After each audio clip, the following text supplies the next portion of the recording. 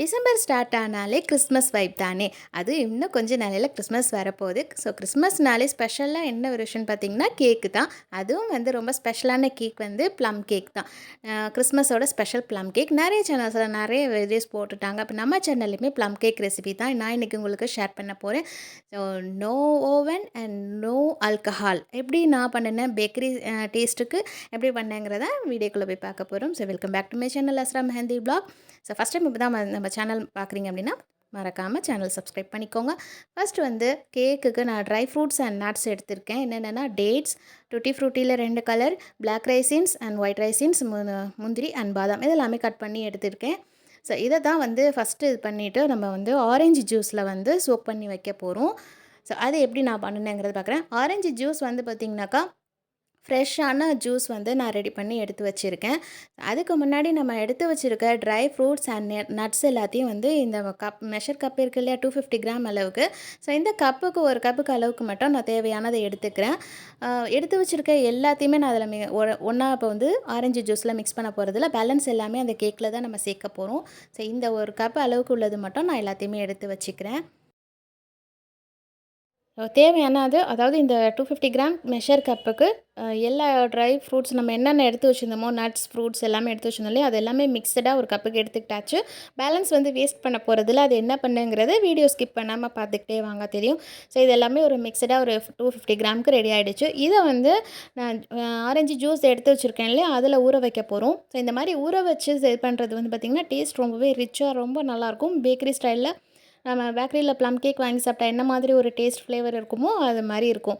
இது வந்து ஃப்ரெஷ்ஷாக வந்து ஒரு கப் அளவுக்கு ஆரஞ்சு ஜூஸ் நான் எடுத்து வச்சுருக்கேன். இதை வந்து நான் இதில் ஊற்றி ஊற வச்சிடுறேன். இது ஒரு 1 மணி நேரம் இல்லைன்னா 1.5 மணி நேரம் அளவுக்கு ஊறினா போதும். ரொம்ப நேரம் ஊறணும்லாம் அவசியம் இல்லை. ஸோ நான் க்ளோஸ் பண்ணிவிட்டு கரெக்டாக 1.5 ஹவர் கழிச்சு தான் நான் இதை வந்து இது ஓப்பனே பண்ணி பார்த்தேன். நம்ம மூடுறதுக்கு முன்னாடி எப்படி இருக்குது ட்ரை ஃப்ரூட்ஸ் ஆரஞ்சு ஜூஸ்லன்னு பாருங்கள்.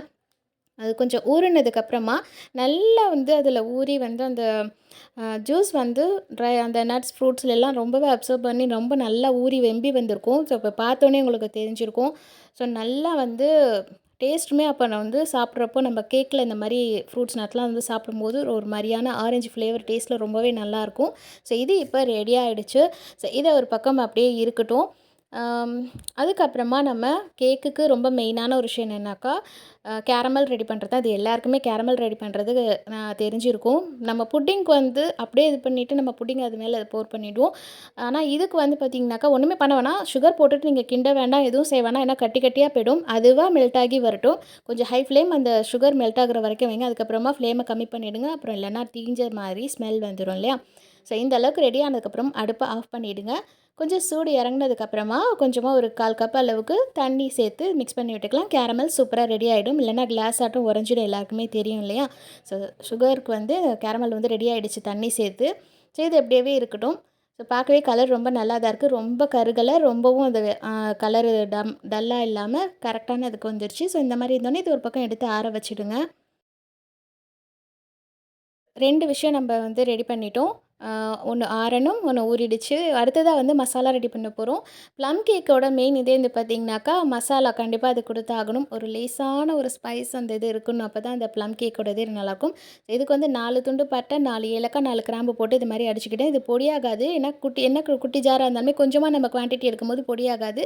ஸோ ஒரு 1/2 கப் அளவுக்கு நான் இது கூட சுகர் சேர்த்து பொடி பண்ணி எடுத்துகிட்டு வந்துடுறேன். அப்போ அந்த மசாலாஸ் அந்த ஸ்பைசஸ் வந்து பார்த்திங்கன்னா அந்த சுகர் இதோட சேர்த்து நல்லாவே பொடியாகி வந்திருக்கும். அந்த ஸ்மெல்லுமே நல்ல ஒரு மசாலா ஸ்மெல் ரொம்ப ஒரு இதாக இருக்கும்.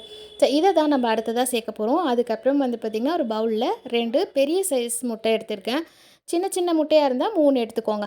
இதை நல்லா விஸ்க் வச்சு நல்லா வந்து மிக்ஸ் பண்ணி விட்டுக்கிறேன். பீட்டர் இருந்தால் பீட்டர் யூஸ் பண்ணிக்கோங்க. பட் இதுக்கு பீட்டர் வச்சு ரொம்ப பஃப்னு எக் வந்து இது பண்ணணும்னு அவசியம் இல்லை. ஸோ நான் விஸ்க் வச்சு என்னால் முடிஞ்ச அளவுக்கு நான் இது பண்ணி எடுத்திருக்கேன். ஸோ இதுக்கு அப்புறமா நம்ம ரெடி பண்ணி வச்சுருந்தோம் இல்லையா சுகர் பவுடர் மசாலாஸ்லாம் போட்டு அதை இது கூட சேர்த்து முட்டையோட நல்லா வந்து மிக்ஸ் பண்ணி விட்டுக்கலாம். நான் வந்து சுகரோட அளவு கொஞ்சம் அதிகமாக தான் எடுத்திருக்கேன். உங்களுக்கு சுகர் கம்மியாக வேணுண்டாக்கா 1/2 கப்பு சுகர் சேர்க்காமல் 1/4 கப் அளவுக்கு மட்டும் சேர்த்துக்கோங்க. சுகருக்கு பதிலாக நம்ம பட்டை, கிராம்பு, ஏலக்காய் வந்து மிக்சியில் அடிக்கிறப்போ நாட்டு சர்க்கரை வேணுனாலும் ஆட் பண்ணிக்கலாம். நம்ம வந்து கேரமல் சேர்க்காமல் வெறும் நாட்டு சர்க்கரையிலையுமே செய்யலாம். அதுவுமே டேஸ்ட் நல்லாயிருக்கும். ஸோ இது வந்து சுகர் சேர்த்து இந்த மசாலா இதெல்லாம் வந்து முட்டையோட நல்லா சேர்த்து மிக்ஸ் ஆகி வந்துடுச்சு. இது ஒரு பக்கம் இருக்கட்டும். அதுக்கப்புறமா நம்ப கேக் ப்ரீமிக்ஸ் ரெடி பண்ணிக்கலாம். நான் இன்றைக்கி வீட் ஃப்ளோர் தான் எடுத்திருக்கேன். கோதுமை மாவு தான் எடுத்திருக்கேன். 1 1/2 கப் அளவுக்கு எடுத்திருக்கேன். இது கூட பேக்கிங் பவுடர் வந்து 1 1/2 டீஸ்பூனும், பேக்கிங் சோடா ஒரு 1/2 டீஸ்பூன் அளவுக்கும் எடுத்துகிட்டு, ஒரு பிஞ்ச் ஆஃப் சால்ட்டும் சேர்த்து இதில் வந்து நல்லா சலிச்சு எடுத்துக்க போகிறேன். இது வந்து ஒரு 2, 3 தடவை வேணாலும் சலிச்சுக்கலாம். கோதுமை மாவுங்கும்போது இன்னும் கொஞ்சம் நல்ல ஒரு இதாக இருக்கும். ஸோ நான் 2 தடவை தான் சலிச்சிருந்தேன். ஒரு தடவை சலிச்சது மட்டும் தான் வீடியோவில் இது பண்ணியிருக்கேன். ஸோ நீங்கள் 3 தடவை வேணாலும் வந்து ஹென்னா பவுடர் வந்து மிக்ஸ் பண்ணுற மாரி, அதாவது சலிச்சு எடுக்கிற மாரி இதையுமே சலிச்சு எடுத்துக்கலாம். ஸோ நான் பேக்கிங் பவுடர், பேக்கிங் சோடா அளவு முன்னாடியே சொல்லிட்டேன். ஸோ இது மாதிரி நல்லா சலிச்சு எடுத்துகிட்டு இது ஒரு பக்கம் அப்படியே இருக்கட்டும். இதை நான் 2 தடவை சலிச்சு எடுத்திருக்கேன். ஸோ இது கூட வந்து பேலன்ஸ் நம்ம ஃப்ரூட்ஸ் அண்ட் நட்ஸ் வச்சுருந்தோம் இல்லையா, அதை இது கூட மாவில் போட்டு நான் மிக்ஸ் பண்ணிக்கிறேன். இது வந்து எதுக்கு இதில் மாவில் கொஞ்சமாக ஃப்ரூட்ஸ் போட்டு மிக்ஸ் பண்ணுறதுனா, நம்ம அதில் என்ன தான் நம்ம ஊற வச்சது இது பண்ணி போட்டாலும் சம்டைம்ஸ் வந்து கேக்குக்கு அடியில் போய் நம்ம வேக வைக்கிறோம் இல்லையா, பேக் ஆகி முடிஞ்சதுக்கப்புறமா அந்த ஃப்ரூட்ஸ் நட்ஸ் எல்லாமே சம்டைம்ஸ் அடியில் போய் உங்களுக்கு இறங்கிடும்.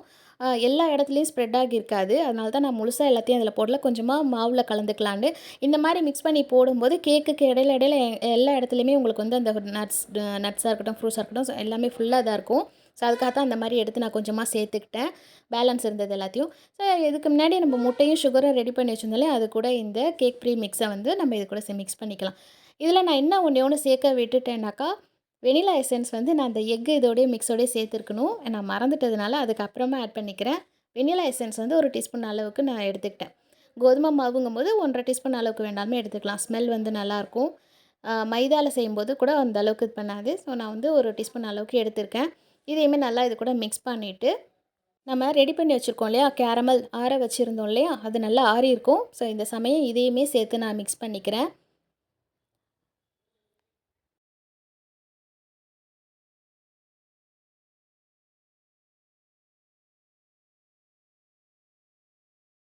ரொம்ப வேகமாக மிக்ஸ் பண்ண வேணாம். ஒரு மீடியமாக வந்து பொறுமையாகவே வந்து மிக்ஸ் பண்ணி விட்டுக்கோங்க.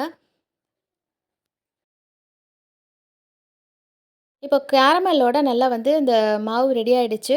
இப்போ நம்ம ஊற வச்சுருந்த ட்ரை ஃப்ரூட்ஸ் நட்ஸ் இருக்குல்லையா, ஆரஞ்சு ஜூஸில் ரெடி பண்ணி வச்சுருந்தோம் இல்லையா, அதையுமே இது கூட சேர்த்து மிக்ஸ் பண்ணிக்கலாம். கொஞ்சம் மெதுவாகவே மிக்ஸ் பண்ணிக்கோங்க. நம்ம கேக்குக்கு எந்த மாதிரி டைப்பில் மிக்ஸ் பண்ணணுமோ அதே மாதிரி விஸ்க் இல்லைனாக்கா ஸ்பேச்சுலா வச்சு இது பண்ணிக்கோங்க. ரொம்ப வேகமாக கடன்னு அடிக்க வேண்டாம். சம்டைம்ஸ் வந்து கேக் அடைஞ்ச மாதிரி போயிடும். அதனால் பொறுமையாகவே இந்த அளவுக்கு மிக்ஸ் பண்ணி விட்டுக்கோங்க.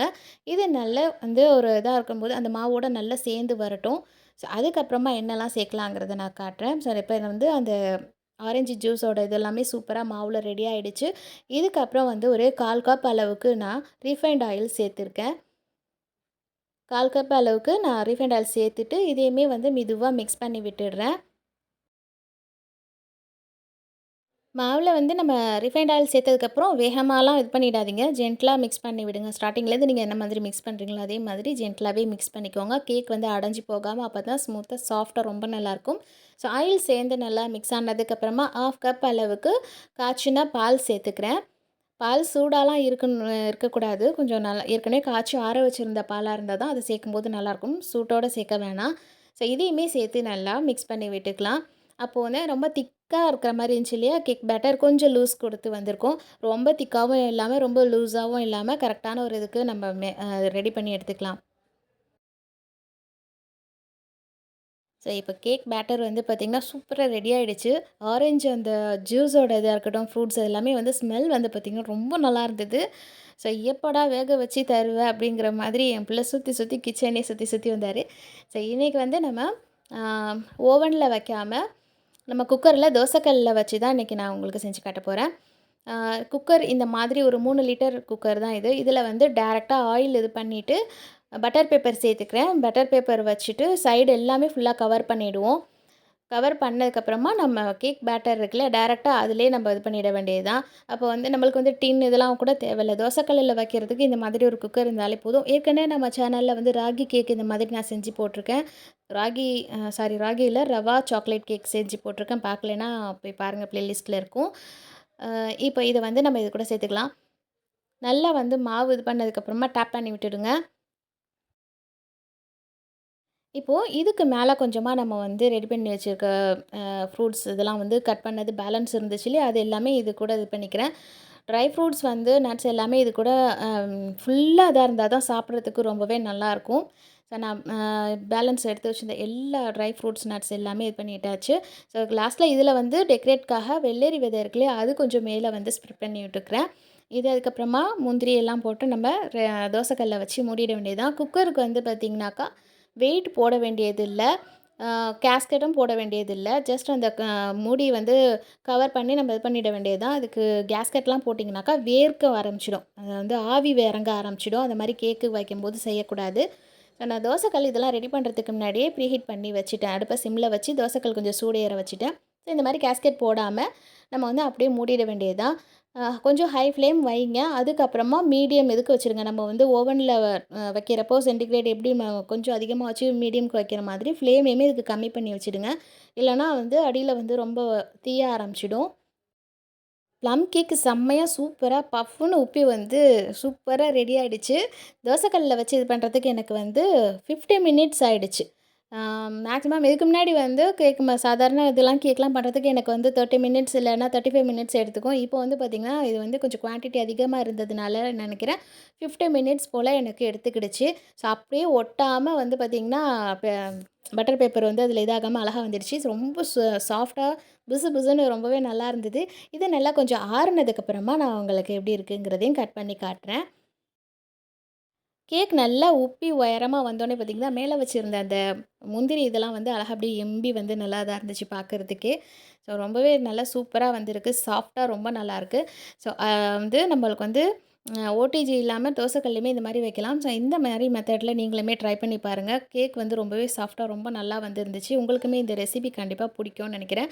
கட் பண்ணும்போது ரொம்பவே சாஃப்ட்டா இருந்தது. உள்ள எப்படி வந்திருக்குங்கிறதையும் நான் உங்களுக்கு இப்போ பீஸ் வந்து கட் பண்ணி எடுத்து உங்களுக்கு காட்டுறேன்.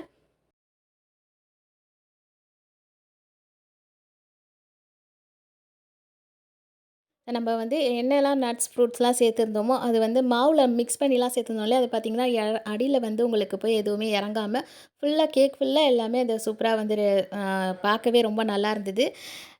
டேஸ்ட்டுமே வேறு லெவல்ல இருந்துச்சு. ஸோ, கண்டிப்பா இந்த ப்ளம் கேக் ரெசிபி உங்களுக்கு பிடிச்சிருக்கும் அப்படின்னு நினைக்கிறேன். ஸோ, ரொம்ப சாஃப்ட்டா, ரொம்பவே டேஸ்ட்டா ஒரு பேக்கரியில வாங்கி நம்ம கேக்கு ப்ளம் கேக் சாப்பிட்டா என்ன டேஸ்ட்டில இருக்குமோ, அதே மாரி டேஸ்ட்லேயே ரொம்பவே சூப்பரா வந்திருந்தது. கண்டிப்பா உங்களுக்கு இந்த ப்ளம் கேக் ரெசிபி பிடிச்சிருக்கும்னு நினைக்கிறேன். அப்படி பிடிச்சிருந்துச்சுன்னா, மறக்காம நீங்களுமே ட்ரை பண்ணி பார்த்துட்டு எப்படி இருந்துச்சுன்னு மறக்காம கமெண்ட் பண்ணுங்க.